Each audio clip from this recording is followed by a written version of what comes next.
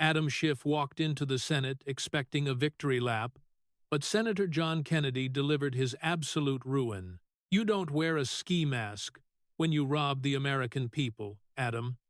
You wear a custom Italian suit, you stare right into a television camera, and you call it protecting democracy. The words didn't just echo in the Senate chamber. They hit the marble walls like a kinetic strike. Have you ever watched a hunter realize, in real time, that it is actually the prey? That is exactly what the American public witnessed on a blistering Tuesday morning in May of 2026. The greatest trick the Washington cartel ever pulled wasn't convincing you that they were honest. It was convincing you that their absolute corruption was actually the law. We have been told for years, day in and day out, by the corporate press, that the system is functioning normally. They look into the camera lenses and tell us the alphabet agencies are nonpartisan. They tell us the sudden, synchronized censorship of conservative voices is just routine content moderation. They tell us that bankrupting and indicting their political opponents is merely the objective rule of law. But you know the truth, and they are terrified that you know it. You know we are living under a censorship industrial complex. It is a hybrid alliance of big tech oligarchs, intelligence operatives, and Washington bureaucrats who have weaponized the justice system to crush dissent. They are the people who shut down your businesses, censored your opinions, and called you a domestic threat for having the audacity to attend a local school board meeting. They do not hide it in smoke-filled back rooms anymore. They do it in broad daylight. They do it right to your face, daring you to complain.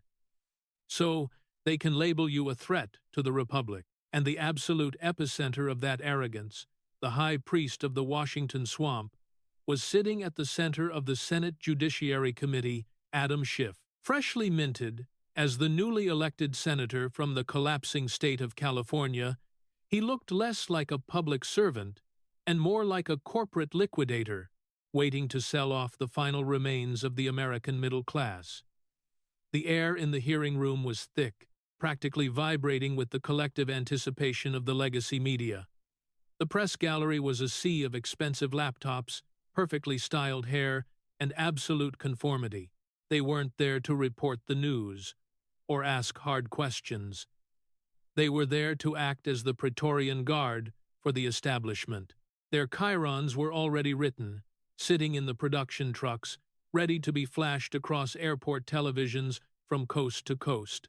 Senator Schiff dismantles MAGA conspiracy theorist, California senator defends rule of law against Southern extremism. Schiff was flanked by a phalanx of 5 high-priced attorneys from K Street.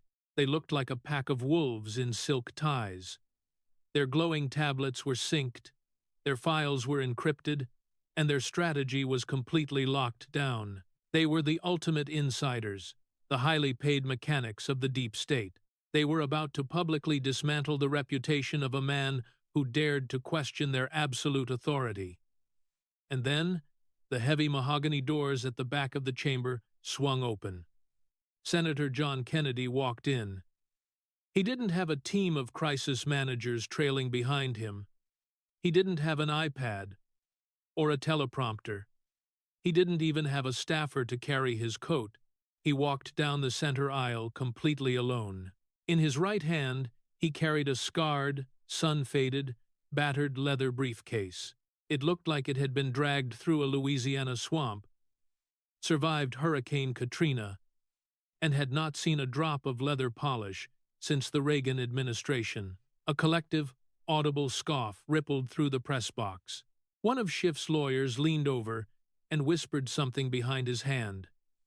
Schiff let out a sharp, dismissive laugh, making sure the hot microphone picked up the sound. They looked at the white-haired man from Baton Rouge and saw a relic of a bygone era. They saw a slow-talking, backwards Southerner who had no business being in the same room with the architects of the modern global order. They thought they were dealing with a caricature. They had no idea they were looking at their ultimate challenger. The chairman struck the heavy wooden gavel. The red lights on the cameras flipped on, broadcasting live to millions of households desperately looking for accountability. Schiff didn't wait a single second. He went straight for the attack. He leaned into his microphone, his voice dripping with that manufactured, coastal elite condescension we have all come to utterly despise. Senator Kennedy, I realize the highly classified nature of federal intelligence protocols might be a bit overwhelming for you, Schiff began. We are dealing with the architecture of global security today, not a zoning dispute in the Louisiana Bayou. He strongly suggested Kennedy sit back, listen to the experts, and try not to slow down the adults in the room with his trademark folksy anecdotes. The American people do not have the time or the patience for your backwoods obstructionism today. The silence in the room was absolute and suffocating. It was a calculated, brutal public humiliation, designed for prime-time television. The reporters in the front row practically salivated, their fingers hovering rapidly over their keyboards. Schiff leaned back in his plush leather chair, a smug, impenetrable smirk plastered across his face. He had drawn first strike, he had asserted dominance. Kennedy didn't flinch. He didn't raise his voice in defensive anger. He didn't try to defend his honor or demand an apology. He slowly reached into his breast pocket, pulled out a completely unraveled cloth, and began cleaning his reading glasses. He took a painfully long time, 5 seconds, 10 seconds. The silence stopped being a victory lap for the establishment and started becoming extremely uncomfortable. Kennedy finally placed his glasses on the bridge of his nose. He looked right through the 5 lawyers. He looked right through the flashing cameras. He locked his eyes directly onto Adam Schiff. You know, Adam, where I come from, we have a saying about men who brag about how smart they are before the test even starts, Kennedy drawled. We say they are usually the ones who stole the answer key. But what is truly pathetic is that you stole the answer key, and you still managed to fail the exam. Schiff's smirk vanished instantly. His lead attorney sat bolt upright, the smugness draining from his face. You called me a backwoods obstructionist, Kennedy continued, his voice dropping an octave, losing every single ounce of its usual grandfatherly warmth. You told the American people to trust the experts. You told them to trust you. Kennedy placed his hands on the heavy brass latches of the scarred leather briefcase. Well, I didn't bring anecdotes for the American people today. I brought an autopsy of every single lie you have peddled, packaged, and sold to this country for the last 10 years. The twin brass latches of the briefcase snapped open. The metallic sound cracked through the dead-silent Senate chamber like a judge's gavel striking a heavy stone. Class is in session, Senator, and I'm about to expel you. The metallic click of those brass latches echoing in the Senate chamber should have been a warning siren to anyone with an ounce of self-awareness. That sound was the definitive end of the political theater and the beginning of a legal reckoning. But Adam Schiff did not hear a warning. He could not hear it. When you spend your entire career inside the reinforced, soundproof bubble of the Washington establishment, you lose the ability to hear anything other than your own applause. Schiff looked at the worn leather briefcase resting on the polished mahogany desk and saw nothing but a pathetic prop. He saw a desperate, last-ditch stunt from a man he fundamentally viewed as an intellectual inferior. This is the fatal flaw of the radical left and the administrative state. They do not just disagree with you. They do not just think your policies are wrong. They genuinely, deep down in their bones, believe that you are stupid. They believe that if you do not live in a coastal zip code, if you do not have a preferred pronoun listed in your bio, and if you speak with a regional accent, you are a lower form of life. Schiff adjusted his posture, leaning forward into the microphone with the predatory confidence of a man who believes he holds all the cards. He did not know what was in those folders, and frankly, he did not care. He had the media, he had the intelligence apparatus, He had the backing of the Silicon Valley billionaires. To him, John Kennedy was not a United States senator. Kennedy was a caricature, a walking, talking stereotype that Schiff was about to use as a punching bag for the evening news cycle. "A briefcase full of paper, Senator?" Schiff asked, his voice adopting that mock sympathetic tone usually reserved for scolding a toddler. "Is this the part where you pull out some printed-out blog posts and internet conspiracies?" Schiff chuckled, a dry, rehearsed sound that signaled the press gallery to join in. A few compliant reporters in the front row dutifully offered soft laughter. "Let us be absolutely clear about what is happening here today, John," Schiff continued, dropping the formal title to assert his perceived dominance. "You are out of your depth. You are sitting in a room where we discuss the highest echelons of national security, global intelligence networks, and the delicate architecture of the Federal Republic.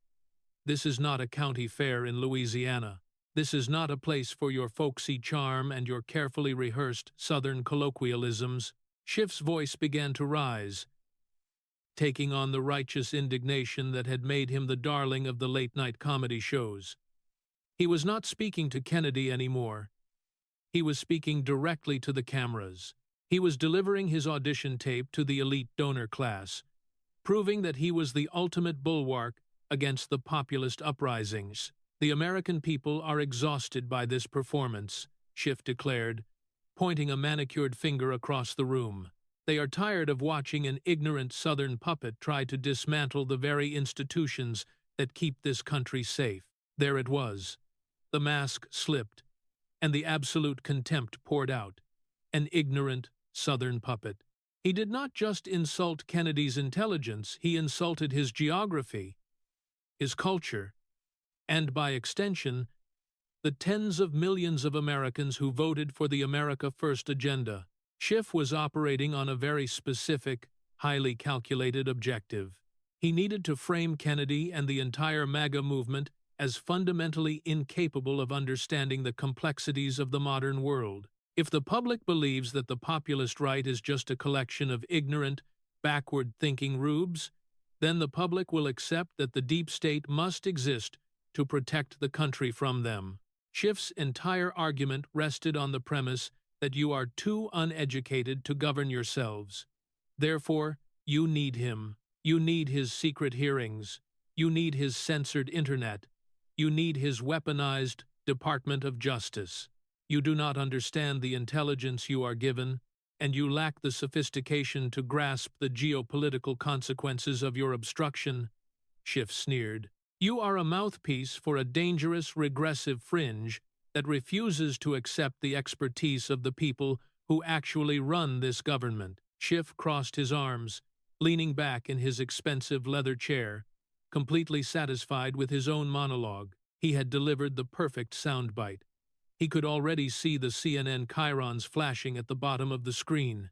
He expected Kennedy to snap back. He expected the Louisiana senator to get red in the face, to bang his fist on the table, to yell into the microphone in a defensive rage. That is what politicians do when they are cornered. They lash out. They create chaos. And chaos is exactly what Schiff wanted, because chaos would allow the media to brand Kennedy as unhinged and emotionally unstable. But Kennedy did not bang his fist. He did not yell. He did not flush with anger. In fact, he did not say a single word.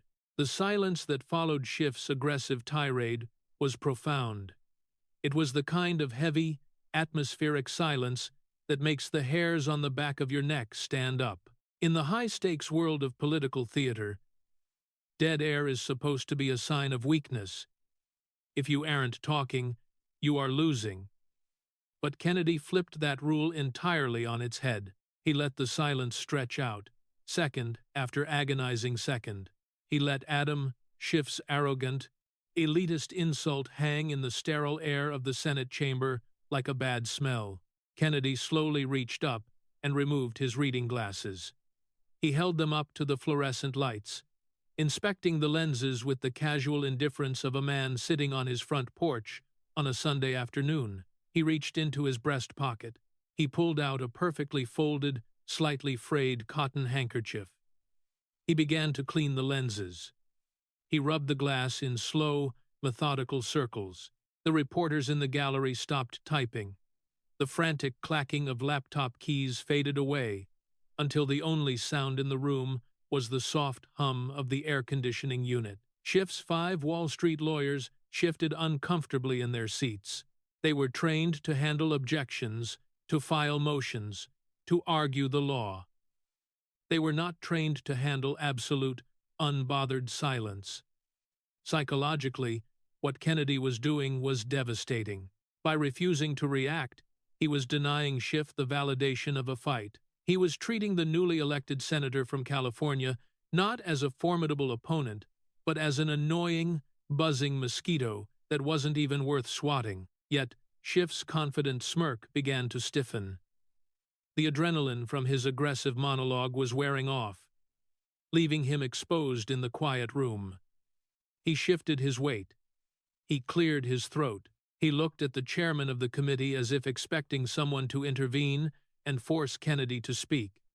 But Kennedy was not on anyone else's schedule. He was operating on Louisiana time. He blew a speck of dust off his left lens. He held the glasses back up to the light. He gave them one final wipe with the handkerchief. This is the difference between a man who projects fake authority and a man who possesses genuine power. Schiff needed the cameras, the teleprompters, and the media echo chamber to make himself feel important. Kennedy just needed the truth.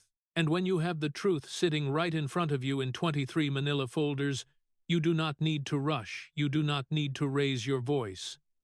Kennedy was letting Schiff dig his own grave. Schiff had just gone on national television and confidently declared that the man sitting across from him was an ignorant, uneducated puppet who couldn't comprehend complex documents. He had drawn a massive, glaring target on his own forehead. He had set the stakes. He had explicitly framed the impending confrontation as a battle between his own supreme intellect and Kennedy's supposed Southern ignorance. It was the ultimate trap of liberal hubris. Schiff believed his own press clippings. He actually believed the narrative that his media allies had spun for him. He forgot the cardinal rule of any courtroom, a rule that any first-year law student knows by heart. Never underestimate your opposing counsel, and never, ever ask a question or make an accusation unless you already know exactly what the answer is going to be. Kennedy carefully folded the cotton handkerchief. He placed it back into his breast pocket with deliberate precision. He slid his glasses back onto his face, adjusting the wire frames behind his ears.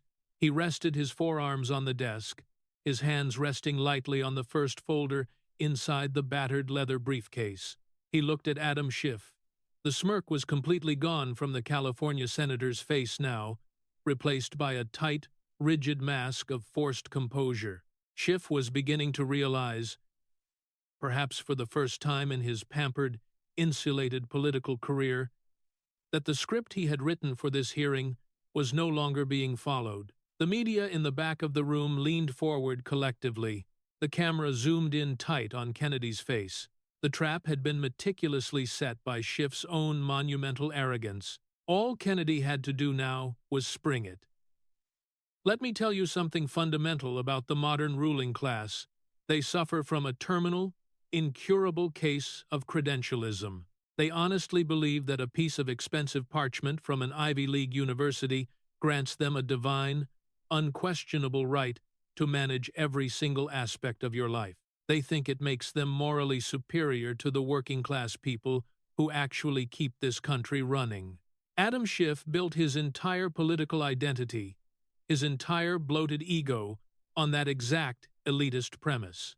He looked down his perfectly contoured nose at John Kennedy because Kennedy did not speak with the rapid, neurotic, focus-grouped cadence of a Washington insider. Schiff mistook a deliberate Southern drawl for a slow mind. He mistook politeness for weakness, and that is the greatest, most fatal miscalculation the radical left makes every single day. In this country, they think you are stupid. They thought John Kennedy was stupid. Kennedy leaned closer to the microphone, his posture completely relaxed, his shoulders completely at ease. He did not raise his voice a single decibel. He didn't have to. Senator Schiff, I listened very closely to your opening remarks, Kennedy began, his voice smooth and steady. You seem profoundly concerned about my ability to comprehend the complex, sophisticated architecture of your federal intelligence protocols. You sat there on national television, and you called me an ignorant Southern puppet. You heavily implied that my education, or my supposed lack thereof, makes me entirely unfit to review your life's work. A pin dropping in that Senate chamber would have sounded like a bomb going off. The reporters in the gallery were holding their breath, waiting for the trademark MAGA outrage they could clip and spin for the evening news. They wanted Kennedy to lose his temper so they could label him unhinged. But Kennedy was completely, utterly in control. Now, my mama always taught me that it is terribly impolite to brag. Kennedy continued, a faint, razor-sharp smile playing at the corners of his mouth. She used to say that a man who constantly has to tell you how smart he is usually isn't. But since you have explicitly decided to make my academic pedigree a matter of official congressional record today, I suppose we should clear the air, just so the American people don't go to bed tonight thinking they elected a complete fool to represent them. Kennedy adjusted his posture, looking directly into the bank of television cameras. I did manage to somehow muddle my way through Vanderbilt University. I know it is not the elite coastal institution you and your friends prefer, but we actually managed to read a few books down there. And then, by some stroke of pure, unadulterated Southern luck, I stumbled into the University of Virginia School of Law. I even managed to graduate with honors right there on Mr. Jefferson's beautiful campus. Kennedy paused, letting the weight of those institutions settle over the room. But he wasn't finished.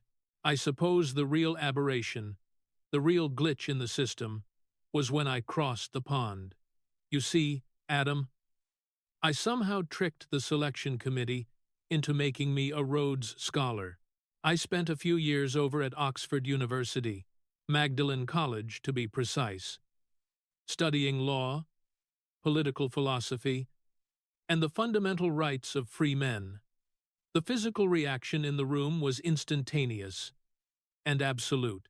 You could practically hear the oxygen being violently sucked out of the press gallery. The CNN anchors in the front row suddenly stopped typing. The 5 high-priced Wall Street lawyers sitting behind Schiff suddenly looked like they had just swallowed broken glass.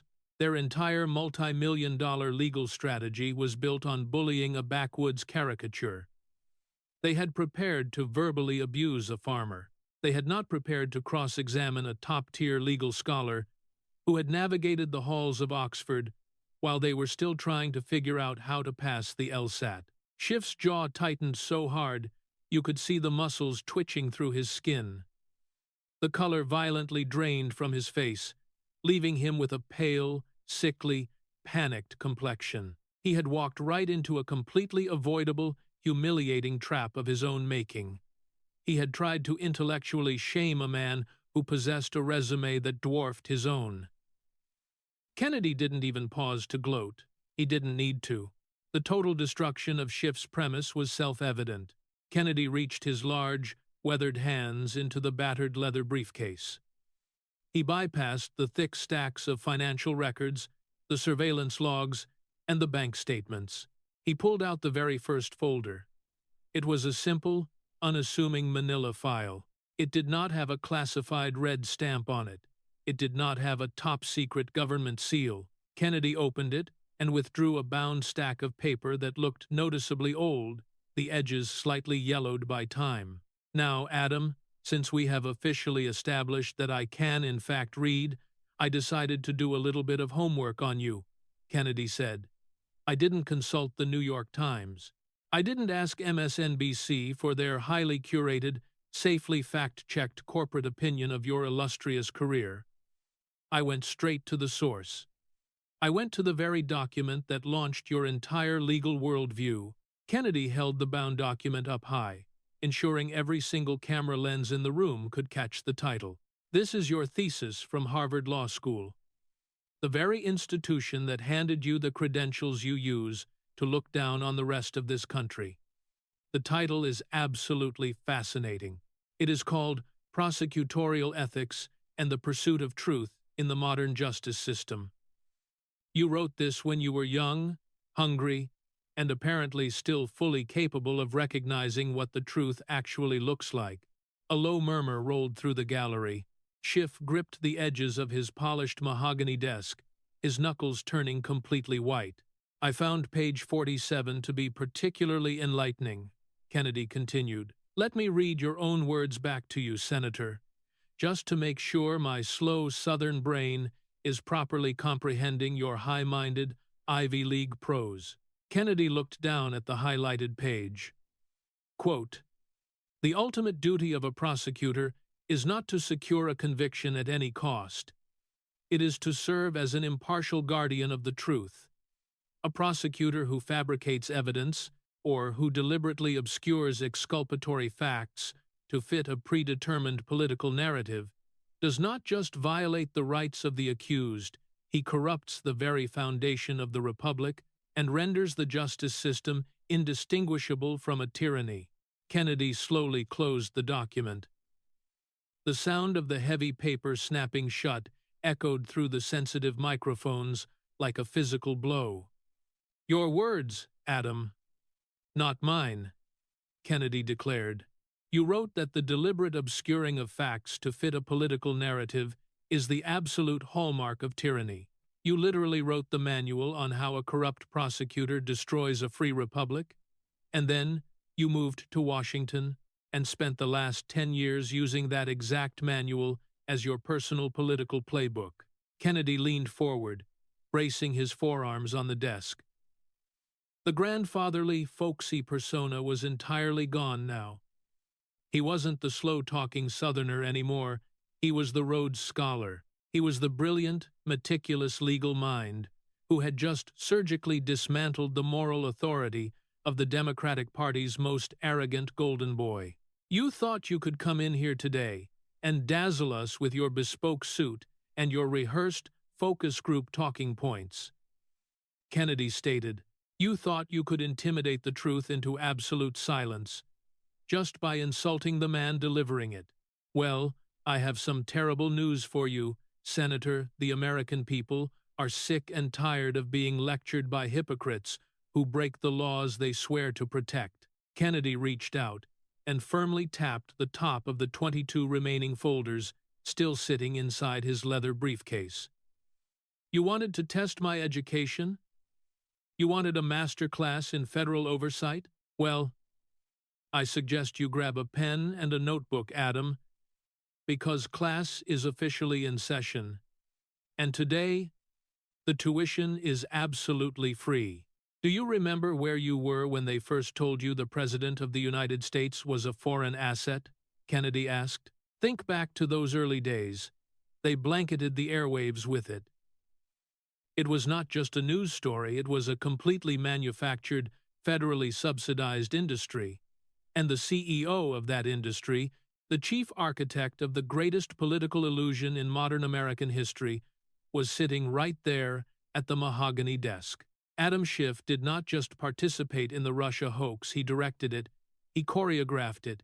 He used it to build his entire national profile, hopping from one cable news green room to another, soaking up the adoration of a compliant press corps. Kennedy looked down at the open manila folder resting on his desk. He did not look angry, he looked profoundly disappointed. Which, if you know anything about Southern gentlemen, is infinitely more dangerous than anger. "Senator Schiff, let us take a little stroll down memory lane," Kennedy drawled, his voice carrying effortlessly across the dead-silent chamber. "Let us talk about your legacy. Because long before you were trying to manage our elections from the Senate, you were running the House Intelligence Committee, and you spent years looking right into the camera, telling the American people that you had direct empirical evidence of betrayal Schiff let out a heavy, exaggerated sigh, rolling his eyes dramatically for the benefit of the press box. "Are we really doing this, John?" Schiff interrupted, his voice laced with that trademark manufactured boredom. "Are we really going to rehash debunked Republican talking points from almost a decade ago? The American people have moved on. They want us focusing on the future, not nursing your partisan grievances." Kennedy did not even blink. "Oh, I am strictly focused on the future, Adam, because a man who builds his house on a foundation of lies cannot be trusted to build the future of this republic." Kennedy pulled a single crisp sheet of paper from the folder. "You see, I had my staff do a little bit of arithmetic. We went back and watched every single Sunday morning talk show. We pulled the transcripts from CNN, MSNBC, and the late-night comedy circuit. We counted. Between 2017 and 2020, you went on national television and explicitly stated that you had more than circumstantial evidence of Russian collusion." Kennedy leaned closer to the microphone, his eyes locked onto Schiff like a laser. "You said it exactly 237 times. 237 separate occasions where you looked the American taxpayer in the eye and sold them a complete fabricated fiction." Schiff scoffed, waving his hand dismissively in the air. "We had a constitutional duty to investigate credible threats to our democratic process. If you have a problem with the intelligence community's findings, take it up with them." Schiff smiled his smug, insulated smile. It was his classic, time-tested defense mechanism: hide behind the alphabet agencies, hide behind the classification protocols. He thought he was safe because the inner workings of the House Intelligence Committee were sealed in a federal vault. He thought the Schiff, the sensitive compartmented information facility, was his personal, impenetrable fortress. But Kennedy just shook his head, offering a gesture of profound, withering pity. "You see, Adam, that is the fundamental problem with building a fortress out of classified documents. Eventually, somebody changes the locks." Kennedy reached back into the open folder. He did not pull out another piece of paper. He pulled out a small black digital audio player. He placed it deliberately on the desk, right next to the microphone. The 5 high-priced Wall Street lawyers sitting behind Schiff suddenly stopped breathing. You could actually see the smugness evaporate from Schiff's face, replaced instantly by a tight, terrifying realization. "Now, as you know, Senator, last month in April of 2026, a new wave of declassification orders came down from the executive branch," Kennedy explained. "A lot of things that were previously buried in the dark suddenly saw the unforgiving light of day, including the raw, unedited audio recordings of the closed-door sessions of your committee." Schiff's lead attorney lunged forward, grabbing Schiff's shoulder and whispering frantically into his ear. "Mr. Chairman," Schiff stammered, his voice suddenly pitching up an octave, the polished veneer cracking completely. "Mr. Chairman, the release of those specific committee recordings is currently the subject of ongoing litigation. This is highly irregular and potentially violates Senate rules on sensitive compartmented information." Kennedy did not wait for the chairman to rule. "It is fully declassified, Adam. I have the unredacted authorization right here. Signed, sealed, and delivered. You cannot hide behind the classification stamp anymore." Kennedy reached out and pressed the play button. The audio quality was slightly grainy, typical of a secure room recording, but the voice echoing through the chamber was unmistakable. It was Adam Schiff. But it was not the confident, booming, self-righteous voice he used on television. It was quiet. It was calculating. It was the voice of a political operative managing a crisis. "Look, I understand what the Inspector General is saying," Schiff's recorded voice stated clearly from the small speaker. "I have read the raw intercepts. We have nothing. There is zero empirical evidence of a back channel, and the primary subsource is completely compromised. Another voice on the tape, presumably an investigator or senior staffer, responded, "So, how do we present this to the press tomorrow morning?" There was a heavy, static-filled pause on the recording. Then Schiff's voice returned, cold, pragmatic, and entirely devoid of ethics. "We don't. We say the investigation is highly sensitive and ongoing. We say we have seen deeply concerning evidence that we cannot share due to sources and methods. The media will do the rest of the heavy lifting for us. They want this to be true just as badly as we do." Kennedy reached out and pressed the stop button. The silence that followed was absolute.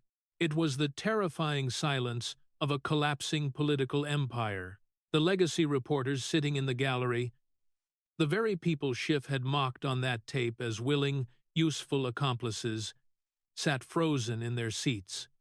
They had just heard, in his own unvarnished words, exactly how they had been played for absolute fools. Kennedy picked up his notes, his drawl cutting through the tension like a straight razor. That recording, Senator Schiff, was made at 4:15 p.m. on a Tuesday afternoon. Do you know what you did the very next morning? Kennedy did not wait for an answer. At 7:30 a.m.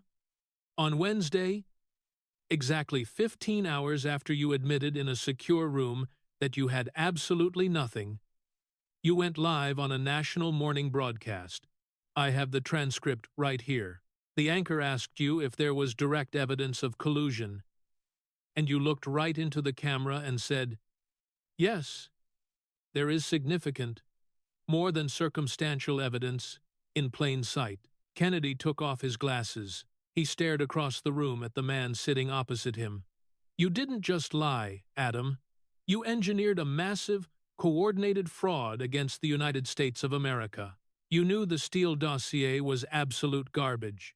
You knew the FISA warrants were obtained through intentional deception. You knew the primary subsource was a suspected foreign agent. You knew all of it.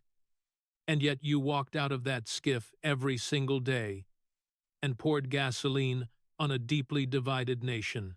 You tore this country apart at the seams. You pitted neighbor against neighbor, family against family. You paralyzed a duly elected administration for years. You cost the American taxpayers tens of millions of dollars in useless, theatrical investigations. And why? Because you thought the rules did not apply to you. Because you thought your personal political agenda was infinitely more important than the truth. Schiff looked like he was going to be physically ill. His hands were trembling visibly on the polished mahogany desk. He couldn't look at Kennedy. He couldn't look at the cameras.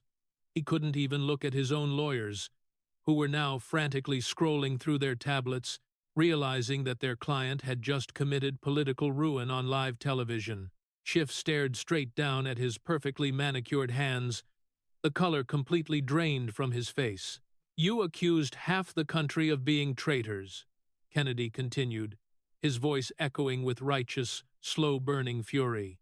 "You branded innocent Americans as agents of a foreign power just because they voted differently than your coastal elite donors. But the only man in this room who actively, consciously conspired to deceive the American people is sitting in your chair." Kennedy closed the first folder. 237 lies caught on tape. And that, Senator Schiff, is just the first folder. There is a specific kind of stench that emanates from the intersection of high-level politics and low-level morality. It is the smell of a rotting conscience hidden behind a $1,000 silk tie. If you thought the Russia hoax was a betrayal of the country, wait until you see the betrayal of the human soul. We are told by the radical left and by their stenographers in the media that they are the party of compassion. They tell us they are the champions of the marginalized, the protectors of the vulnerable, and the moral arbiters of our culture. They look down from their ivory towers in West Hollywood and Washington, lecturing you about your privilege, while they sip vintage wine bought with the funds of the desperate. It is May of 2026, and the air in this Senate chamber just turned ice cold. Senator John Kennedy isn't looking at a laptop or a teleprompter, he is looking at folder number 7. Adam Schiff is trying to maintain his composure, but the sweat is starting to bead on his upper lip, visible even through the high-definition cameras. His legal team is whispering so loudly it sounds like a nest of disturbed vipers. They know what is in this folder. They have spent years trying to bury it under a mountain of procedural delays and media blackouts. But the deep state can only hide the truth for so long before the weight of it collapses the ceiling. Kennedy leans forward, his voice dropping into a register that feels like a tolling bell. Senator Schiff, let us move away from the abstract world of geopolitics and talk about something much more intimate. Let us talk about your friends in California. We judge a man by the company he keeps, because a man who lies down with dogs shouldn't be surprised when he wakes up with fleas. But in your case, Adam, the dogs weren't just barking, they were dangerous. Kennedy reaches into the battered leather briefcase and pulls out a stack of photographs. He doesn't show them to the cameras, yet he just lays them face down on the mahogany desk, one by one. Do you recognize the name Ed Buck? Senator, the silence that follows that name is heavy enough to crush a man's rib cage. The corporate reporters in the press box suddenly look like they want to be anywhere else on Earth. They know the name. They helped suppress it for years because the implications were too devastating for the narrative. For those of you listening at home who haven't heard this story, Ed Buck was a high-level Democratic megadonor. He was a fixture in the California political machine. He was a man who hosted the elite, the powerful, and the virtuous in his West Hollywood apartment. And while he was cutting checks to the Democratic Party, he was also endangering young, vulnerable black men with dangerous illegal substances. He was turned on by their suffering, by their near-fatal experiences, and eventually by their tragic losses. Kennedy picks up the first folder labeled Moral Bankruptcy. According to the Federal Election Commission records, which I have right here, Ed Buck didn't just donate to your party, Adam. He was one of your most prolific personal supporters. He channeled over $500,000 into your campaigns and your political action committees over the years. $500,000. That is a lot of moral conscience you bought with that money. Schiff's lead attorney stands up, his voice trembling with a mixture of fear and rehearsed outrage. Mr. Chairman, this is an outrageous smear tactic that has nothing to do with federal intelligence oversight. These donations were legal at the time, and any insinuation of impropriety is a gross violation of Senate decorum. Kennedy doesn't even look at the lawyer. He keeps his eyes locked on Schiff, who is now staring at a spot on the wall behind Kennedy's head. Decorum is a funny word to use when we are talking about tragic casualties in a donor's living room, Counselor Kennedy drawls. Sit down. The lawyer slowly sinks back into his chair, realizing that the old rules of engagement have been revoked. You see, Senator Schiff, the real tragedy isn't just that you took the money. It's that you kept taking it. After the first tragic loss was carried out of that apartment in 2017, Kennedy says, you kept taking it after Gemmill Moore passed away tragically. You kept taking it after Timothy Dean passed away tragically. The entire Democratic establishment in California knew exactly what was happening in that apartment. The community was screaming for justice, but the checks kept clearing.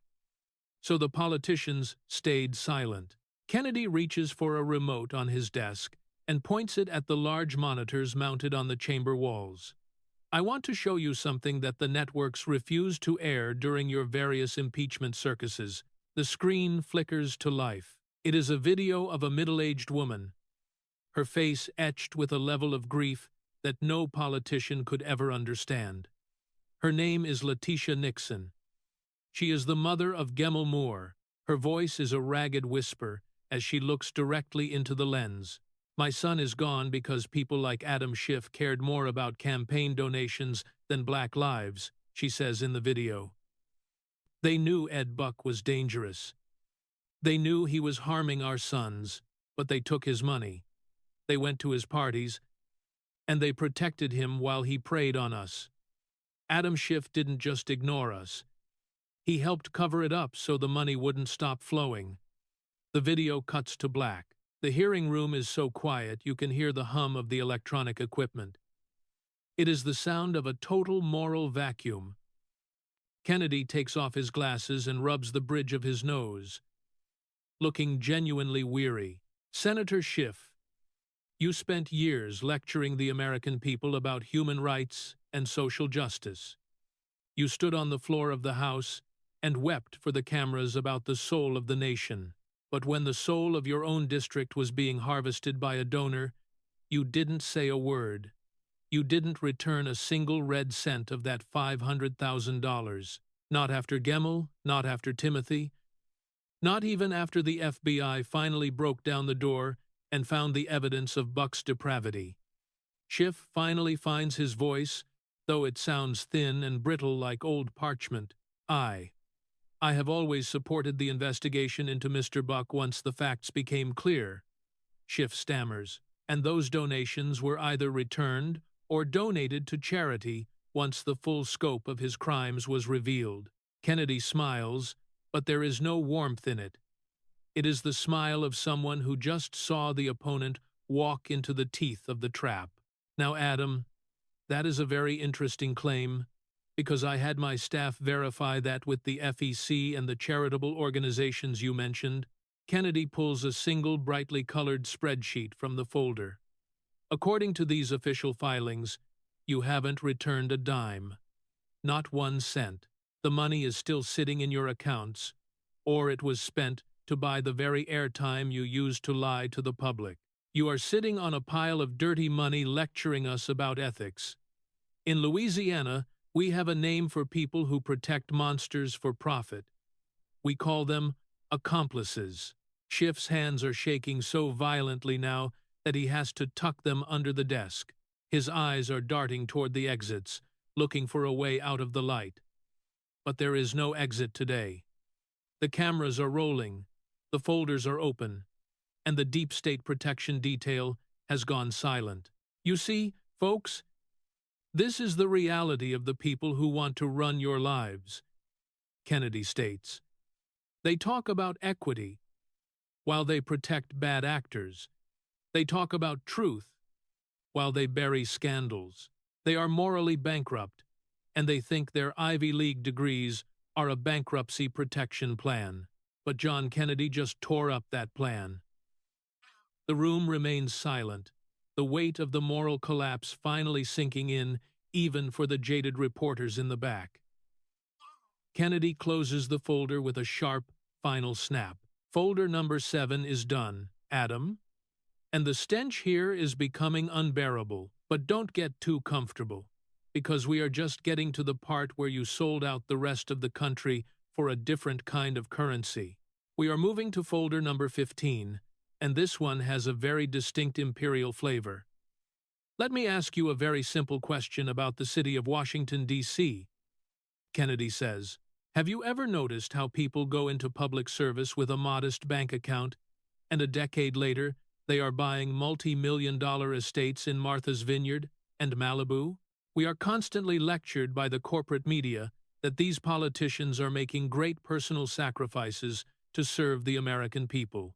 They tell us that these elites are taking a pay cut to do the hard work of democracy.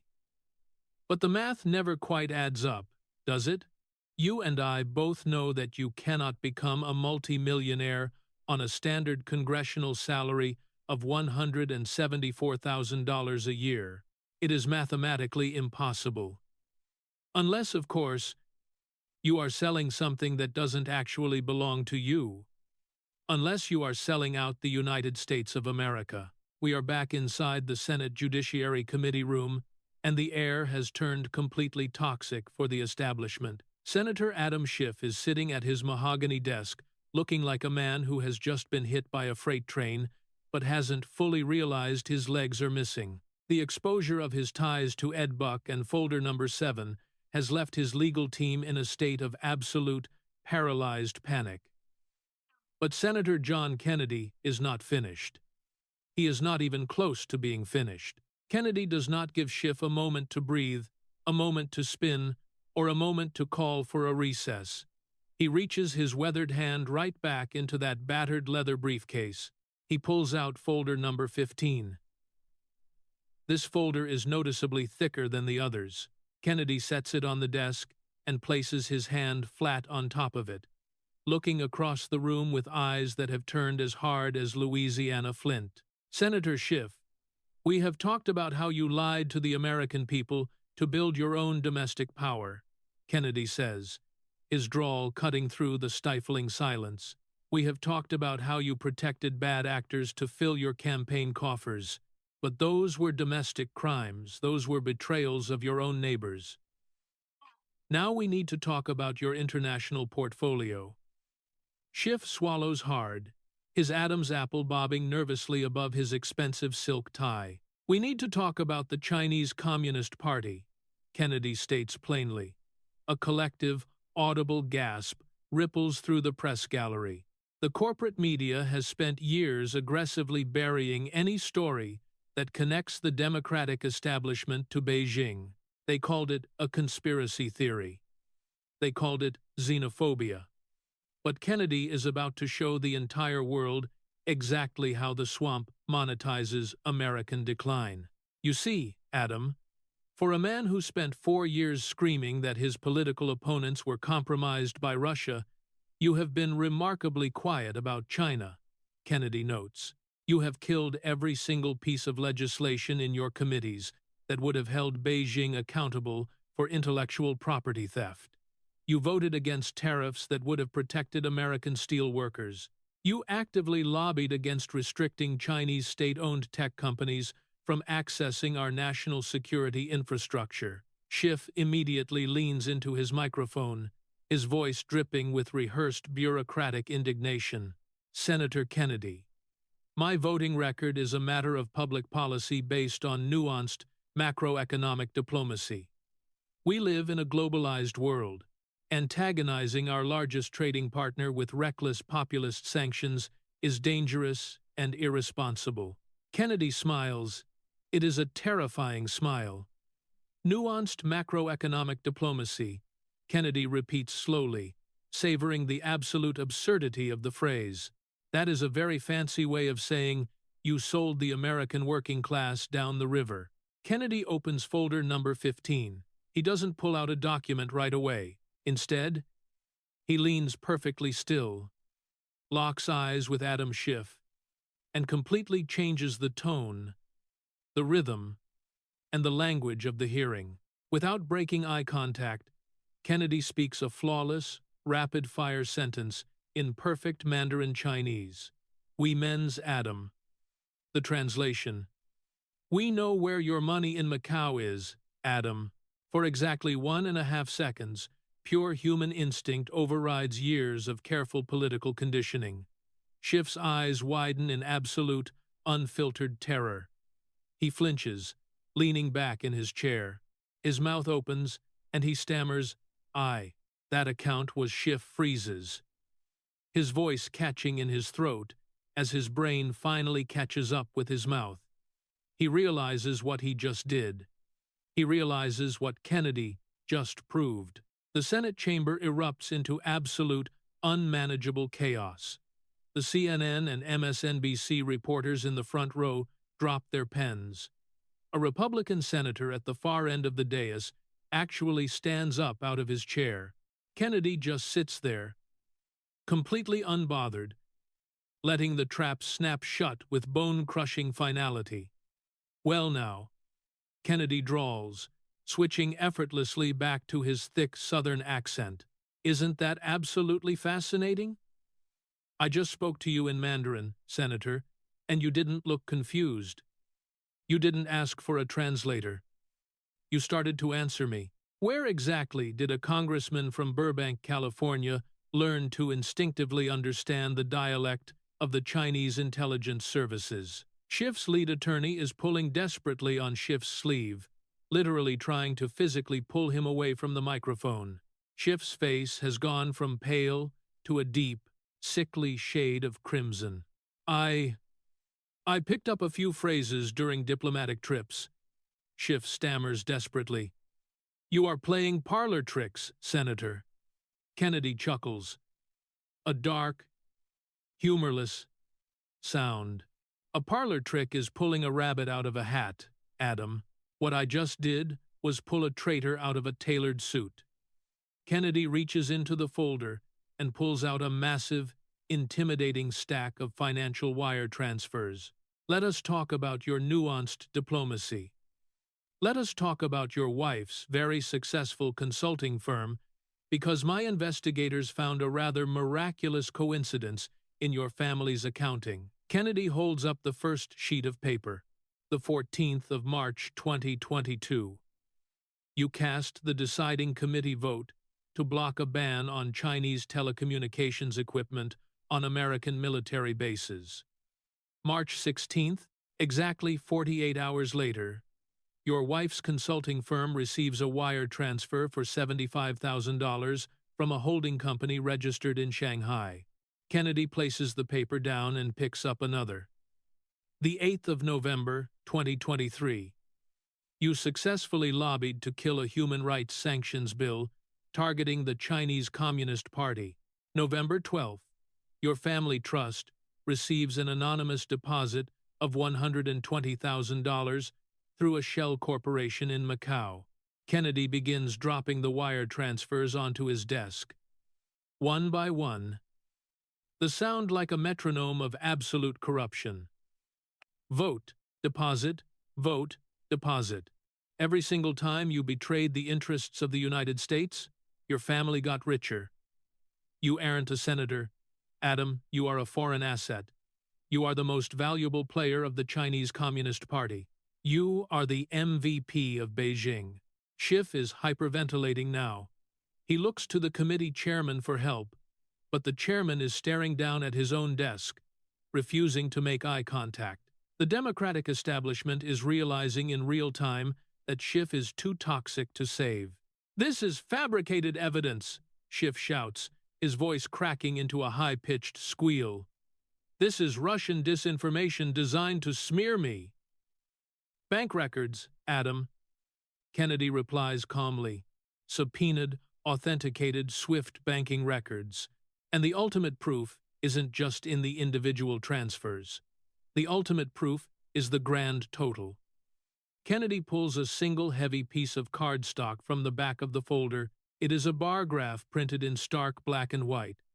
Let us talk about your personal financial disclosures, required by law for all members of Congress. In 2015, before you became the chairman of the Intelligence Committee, your total net worth was approximately $500,000. You were comfortable, but you were not wealthy. Today, in May of 2026, after a decade of public service, your officially reported net worth is $4.5 million. Kennedy lets that number hang in the air. $4.5 million. That is an 800% increase in your personal wealth. During that same time period, inflation crushed the American middle class. Factories in the Rust Belt shut down and moved to Shenzhen. American families couldn't afford groceries or gasoline. The people you were elected to protect got poorer, sicker, and weaker. But you, Adam? You got incredibly, inexplicably rich. Kennedy leans into the microphone, his eyes burning with the righteous fury of an entire nation that has been sold out. You didn't earn that money. You didn't build a business. You didn't invent a product. And you certainly didn't save any money on a government salary. You sold access. You sold influence.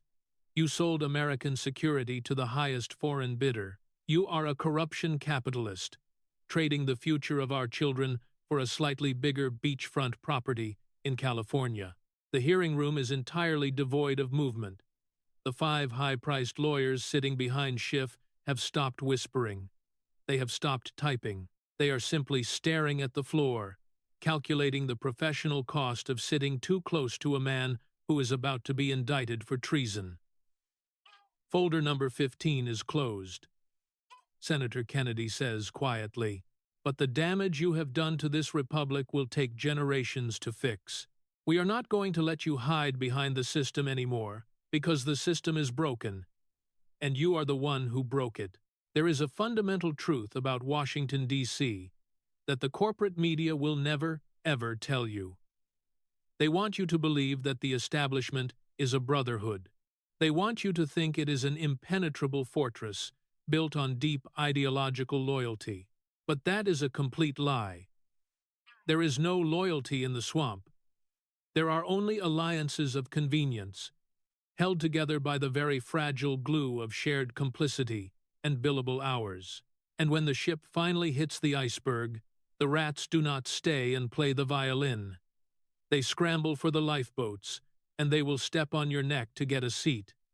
We are at the absolute apex of the hearing. The atmosphere in the Senate Judiciary Committee room has shifted from uncomfortable to practically apocalyptic. Folder number 15 has been opened. The Swift banking records, the shell companies in Macau, the undeniable proof of foreign influence, it is all sitting right there. Bathed in the harsh glare of the television lights, Senator Adam Schiff is staring at those documents like a man looking at his own obituary. But if you want to understand how power really works in this country, do not look at Schiff. Look at the man sitting directly over his right shoulder.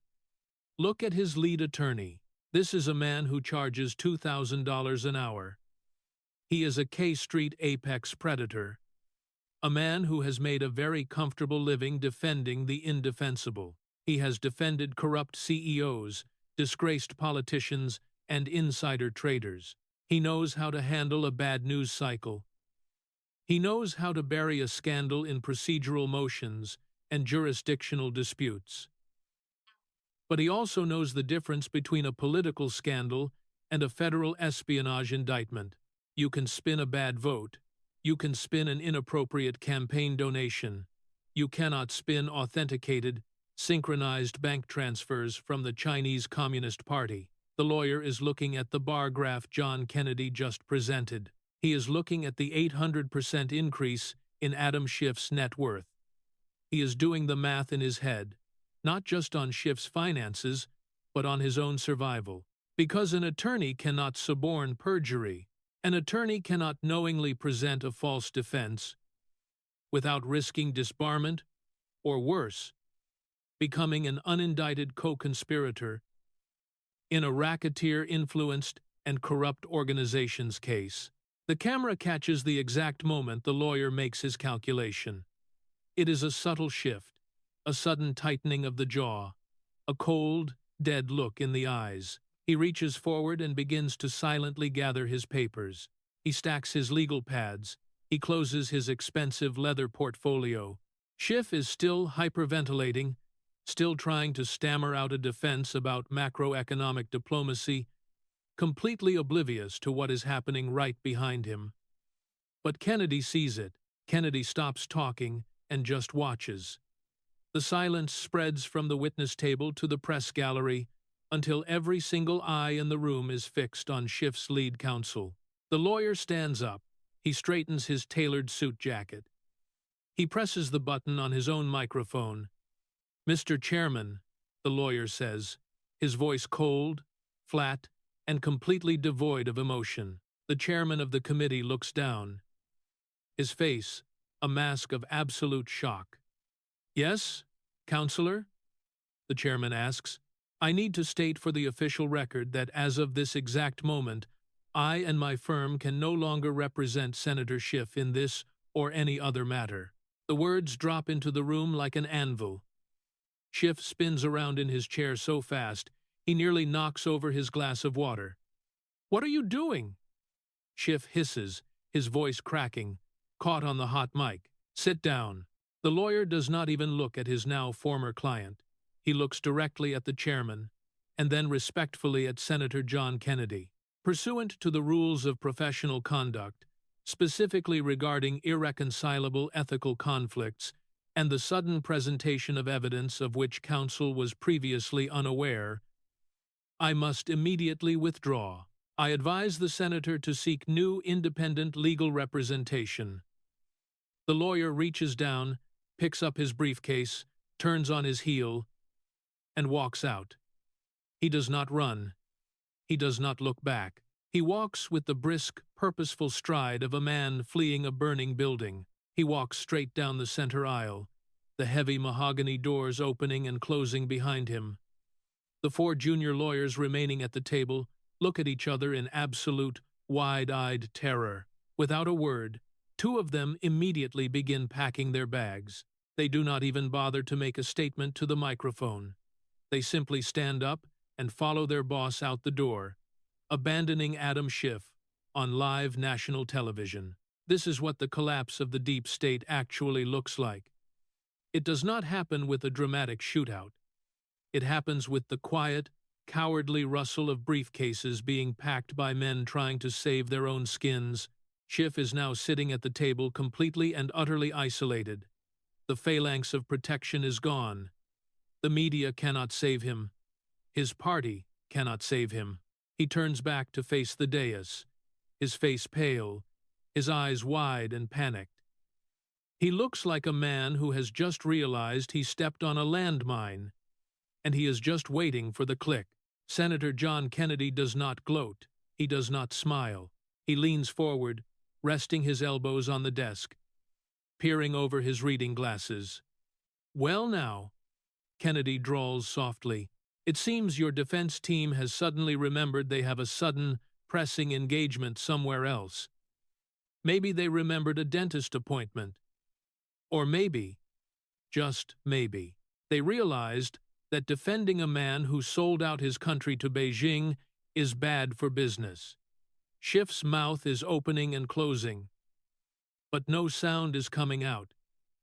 He is completely paralyzed. "Senator Schiff," Kennedy continues, his voice hardening, taking on the tone of a federal prosecutor delivering the final blow. "I have presented you with folder number 7, detailing your protection of a bad actor in exchange for campaign cash. I have presented you with folder number 15, detailing illicit foreign wire transfers directly tied to your voting record.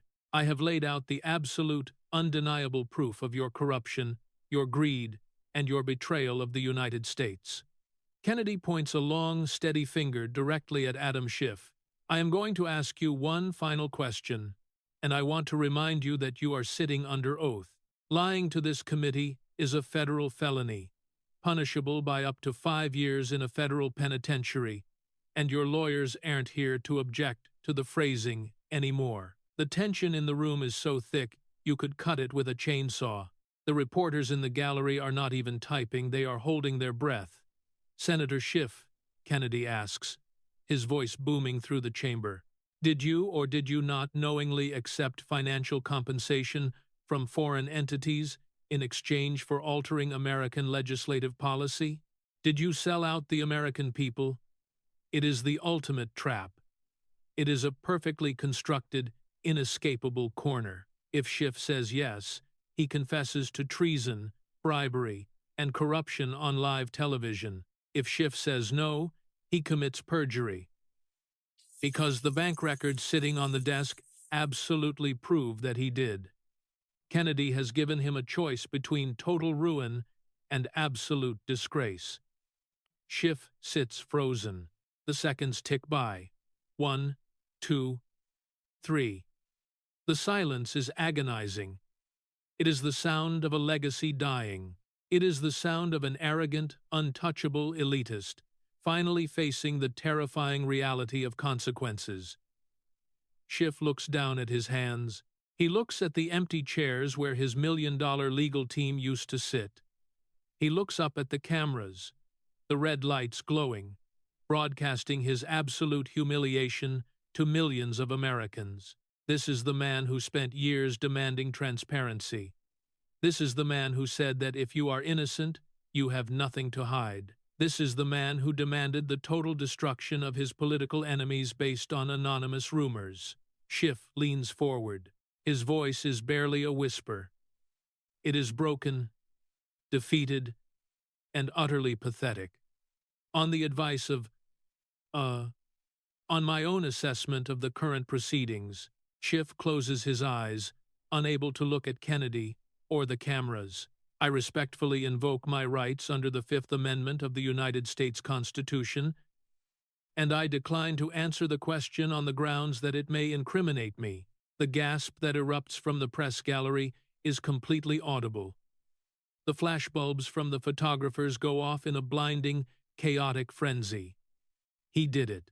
Adam Schiff, the golden boy of the Washington establishment, just pleaded the Fifth Amendment. He just invoked his right against self-incrimination regarding charges of bribery and foreign collusion. Kennedy sits back in his chair. He looks at Schiff with an expression of absolute, unvarnished disgust. The Fifth Amendment, Kennedy repeats slowly, letting the words echo, the refuge of the guilty. You have the right to remain silent, Adam. It is a beautiful constitutional right designed to protect citizens from a tyrannical government. But you are the government, and in the court of law, the Fifth Amendment protects you from prison.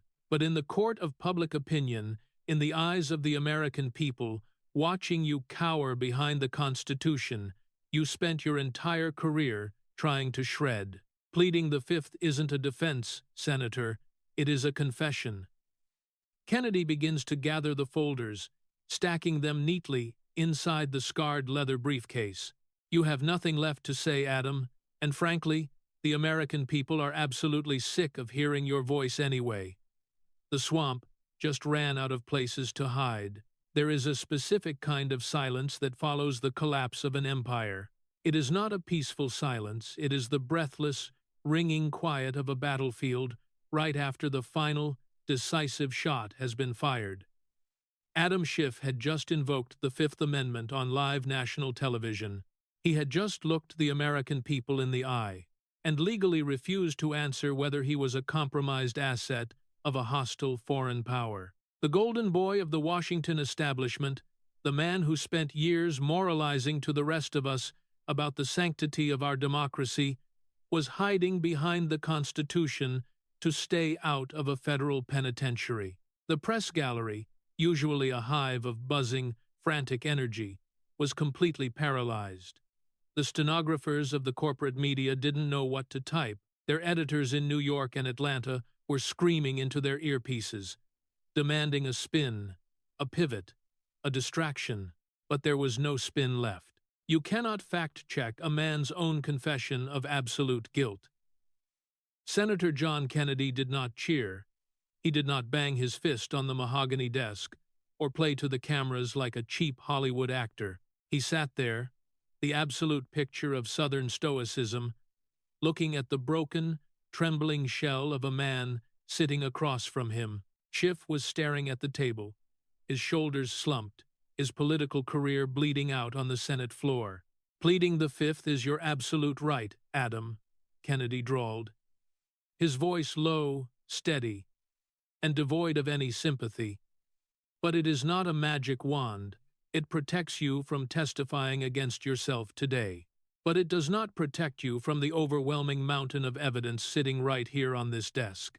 Kennedy reached out and placed his large, weathered hand flat on top of folder number 15. The American people have seen enough. They have heard enough. And frankly, the air in this room has gotten too toxic to breathe. Kennedy reached into the side pocket of his suit jacket and pulled out a thick, bound document, perfectly typed and legally formatted. I am not just here to expose you, Senator. I am here to ensure that the concept of equal justice under the law actually means something in this country again.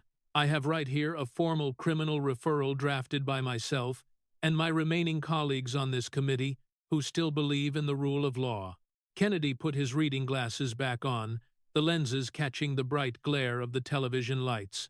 This referral is being submitted immediately to the Department of Justice, the Federal Bureau of Investigation, and the Office of the Director of National Intelligence.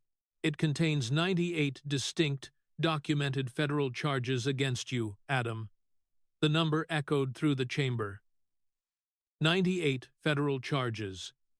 Even the Democratic senators sitting on the dais, the people who had protected Schiff for a decade, physically recoiled. They were watching a political dismantling, and they were desperate to avoid the fallout. Let me just give the American people a brief summary of what you are going to be facing, Kennedy said, reading from the document. 17 counts of perjury for every time you lied to Congress under oath about the Russia hoax. 23 counts of unauthorized disclosure of classified intelligence leaked selectively to your friends in the media to manipulate financial markets and public opinion. 11 counts of obstruction of justice, including witness tampering and the deliberate suppression of exculpatory evidence. Kennedy turned the page, his voice taking on the uncompromising rhythm of a judge reading a life sentence.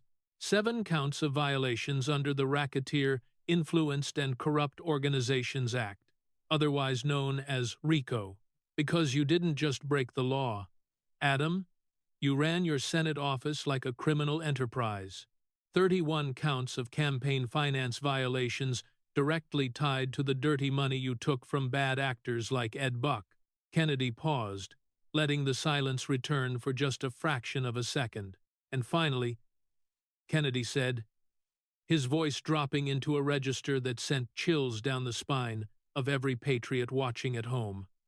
9 counts of wire fraud, conspiracy, and violations of the Espionage Act, because taking money from the Chinese Communist Party in exchange for legislative sabotage is not just corruption, it is betrayal. Schiff let out a pathetic, stifled gasp, covering his mouth with his trembling hand. He looked around the room, his eyes pleading for someone, anyone, to step in and stop the fallout.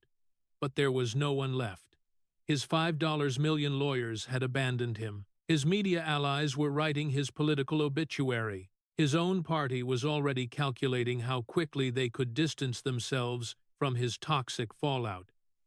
Kennedy took off his glasses and set them carefully on top of the criminal referral. He began to gather his papers. He picked up the folders one by one. Folder number 1. Folder number 7. Folder number 15. He stacked them neatly with the meticulous care of a craftsman finishing a masterpiece. He placed the thick stack of damning evidence back into the battered, scarred leather briefcase. He closed the heavy leather flap.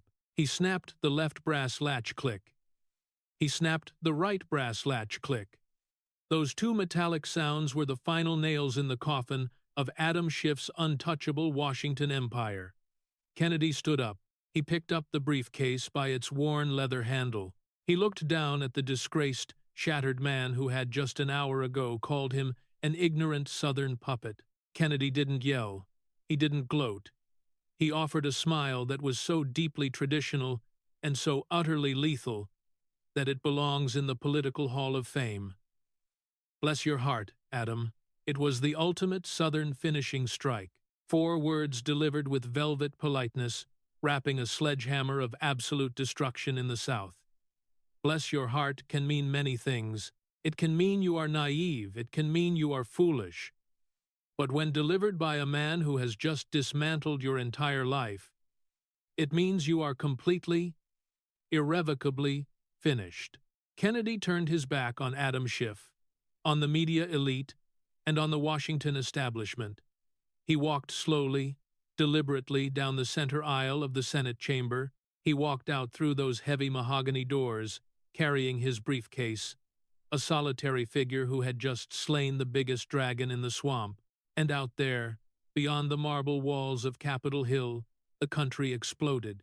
From the diners in Ohio, to the oil fields in Texas, to the mechanic shops in Florida, working-class Americans erupted in cheers. For the first time in a decade, they had watched the ruling class face actual, undeniable accountability. They had watched the arrogance of the elite shattered by the undeniable power of the truth. This is the legacy of that sunny morning in May of 2026. It will be written in the history books as the day the fever broke. It was the day the American people realized that the experts and the insiders are not invincible. They are just corrupt. and corruption is fragile when exposed to the light. The media spent years trying to convince us that the populist movement was dead. They tried to convince us that the people who lived outside the coastal bubbles were too slow, too uneducated, and too backward to challenge the administrative state. But John Kennedy proved them wrong. He proved that you should never, ever underestimate a man just because he talks slow. Because while Adam Schiff was talking fast, spinning lies and cashing foreign checks, John Kennedy was thinking fast. He was doing the work. He was gathering the facts. He was preparing the autopsy of the deep state. And when the moment came, he didn't need a teleprompter or a focus group. He just needed a beat-up leather briefcase and the absolute, uncompromising truth. The swamp took a massive, fatal blow that day, and it wasn't delivered by a highly paid consultant or a slick Washington insider. It was delivered by a simple country lawyer from Louisiana, a man who reminded us all that true power in this country does not belong to the politicians, the media, or the bureaucrats.